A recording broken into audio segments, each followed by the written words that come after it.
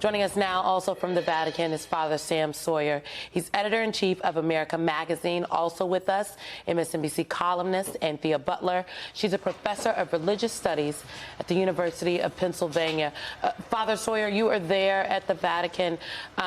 Just your thoughts on what was a very solemn, beautiful, a more simplistic ceremony, but still had the weight of so many ceremonies and funerals for popes that came before Pope Francis. Yeah, solemn and beautiful, and for me, really moving to look out and see all those people gathered in the square for Pope Francis, where he'd been just a week before on Easter Sunday, blessing people from the central window and then driving through the square in the Pope Mobile, the very last thing he did before he passed away. So seeing that brought back together in the funeral, it was a really moving, powerful moment. And then particularly what did me in was the litany of the saints at the end, calling on all the saints of the church to pray for Pope Francis. It was really an amazing moment. Professor Butler, the ethos of this pontiff was clear in the choices that were made stylistically, but also in that beautiful homily, paying homage to his centering of humanity. How did you see his legacy woven throughout these ceremonies? I think his legacy was one of being the pastor, being there for the people, first of all. Secondarily, being there for the marginalized. I think even in the homily where they talked about, immigration, to think about all the places he went to in the world, this was a pope who reached out to everyone. I think, Father Sawyer will understand what I'm about to say. He was a true Jesuit in every sense of the world. He went out to the world. He did not shy away from it, and he wanted to reach everyone. And I think even in his funeral, what you could see is his love for people and the love for the people that were there that had for him. I think, those of us who really admired this Pope understand that we've lost someone who has brought so much life to the church. And I really think that his legacy will be one of change, one that will help the church to understand that even though we talk about things theologically, that theological part has to extend to the human part, the souls of people, to help us understand humanity more. It's interesting, Father Sawyer, when you stop and you think about we're talking about the legacy of the Pope, and each Pope leaves a mark for certain on the church. But this period of the church seems particularly fraught, and there are concerns about how it moves forward and how leadership will emerge.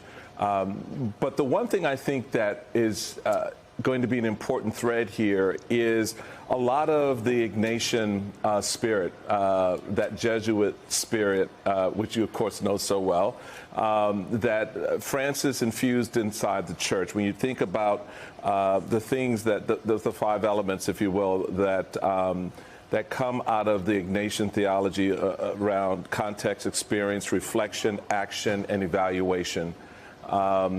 What does that mean? How does that, I don't want to put in such stark terms, but I think I will, change where the church goes next? Not getting into the conversation who the next pope will be, but just that part of his legacy, that having the first Jesuit pope actually meant something in how this church, our church, I'm a Catholic, stands in the world. I think one of the things that that people often misunderstood about Francis was they thought that he had some kind of, complicated plan or was playing 3D chess with the church. And I really don't think he was. I think where his Jesuit spirit came through most evidently is that he really believes, number one, that the Spirit is at work both in the church but also in individual people. And so his care for people was also a reverence for what God was doing in the individual lives of those people. And he really wanted to respond to that. And he also fundamentally trusted that it was the Spirit who had the plan for the church. And so what his job was to be faithful to it, not to outplan the Spirit, as it were. And so he's often been critiqued for being, confusing or a little disruptive, or, one of his famous phrases was "Agan Leo," so "go make a mess," is how it's often translated. But I really think that comes from his fundamental trust that it's God who's at work, and our job is to cooperate with God, not to figure out what God is doing ahead of time. As Father Sawyer was speaking, Anthea, I could just, and I grew up going to Catholic school. I attended a Catholic Jesuit institution, and the Jesuitness of this all, I do think, is significant. I mean, the fact that the Pope Francis, is going to meet, by his own request, the poor and needy when he arrives at St. Mary Majors. Those are the last folks that will see him, get the glimpse of him before he is officially laid to rest in a private ceremony. I guess, what is your take on his legacy? There are so many people that have written all of these things about who Pope Francis was and what he espoused to be. Was he a progressive? Was he this? Was he that? But I think at the end of the day, the Pope was a servant leader. But what do you think his legacy is?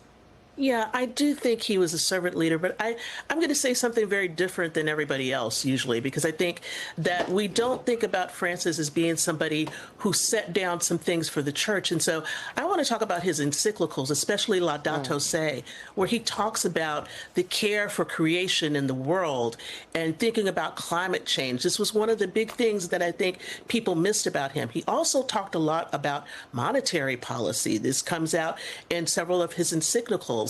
And so while we have somebody who was very pastoral, he was very much thinking about what are the things that impinge upon people's lives. Climate change is changing the world.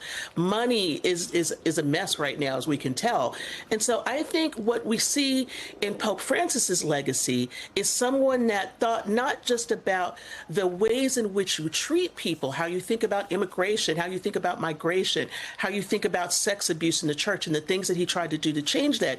He was also someone who was forward-thinking enough to understand that the things that are happening in the world right now will impinge upon the church's future and the future of thousands and thousands of people around the world. So I think that's his legacy, is that we have to take a step back and not just see him as this very big personality, right? But also to see him as a thinker, as someone who is thinking about how things should move forward in the world and how they should move forward in the church, and what kind of damage is being done through war, through famine, through climate change, and all of these things that impinge upon people's lives who don't have the means to take care of those things.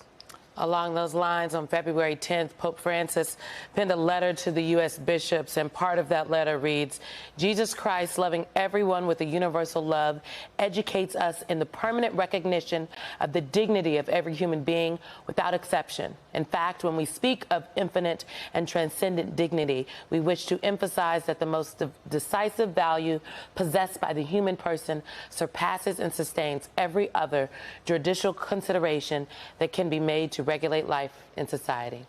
Father Sam Sawyer and Anthea Butler, thank you both.